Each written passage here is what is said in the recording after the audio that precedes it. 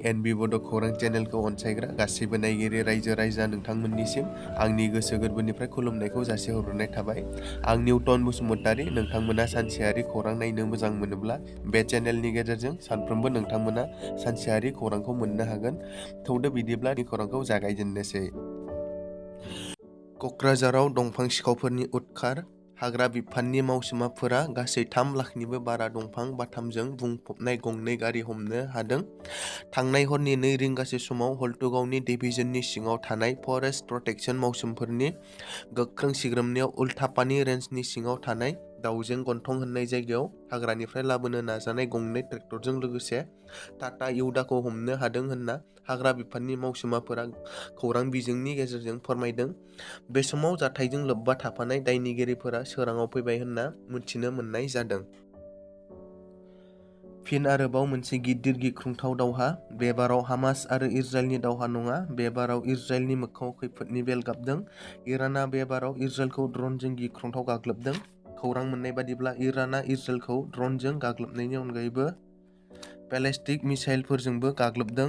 गं 150 गिख्रंथाव ड्रनफोरजों आरो गं 200निबो बांसिन बेलिस्टिक मिसाइलफोरजों इराना बे समाव इजराइलखौ गिख्रंथावै गाग्लोबगासिनो दं होननानै सुलुंनिफ्राय मिथिनो मोननाय जादों। बिबाजैखौ लानानै खारदों। बाक्सा जिल्लानि बिनुद बसुमतारीया बाक्सा जिल्ला सालबारि महकुमा बेन्दोंनि सालबारि पुलिस थानानि सिङाव थानाय आनन्द बाजार पाटला गोजोनपुर गामिनि बिनद बसुमतारी आरो अकन सोरगियारिनि बिसि सिन्टुमनि सोरगियारिया बिबोनां बिबाजै सानैजों दोनखारलांदों। अकन सोरगियारि बिथाङा खौरांनि गेजेरजों फोरमायनाय बादिब्ला सिन्टुमनि सोरगियारिया 2 गथ' दङमोन। 11 बोसोर बैसोनि फिसाज्ला आरो 7 बोसोर बैसोनि फिसाजो। बिखौनो गारनानै सिन्टुमनि सोरगियारिया बिबोनां बिनद बसुमतारीजों मैया फुंबिलि समनि 10 रिंगासो समाव दोनखारलाङो। दिनै अकन सोरगियारिया गावनि अनसुलि बिसिखौ न'आव फैफिननो खावलायदों आरो फंबाय बिनदखौबो गावनि बिबाजैखौ लाना फैफिननो थाखाय गुरै खावलायदों।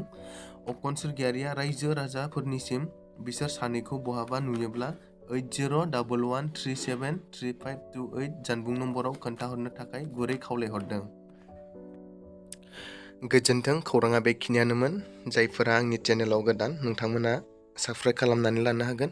भिडिअ गोदान होनाय लोगो लोगो जाहाथे नोंथांमोननियाव सहैनाय बायदि।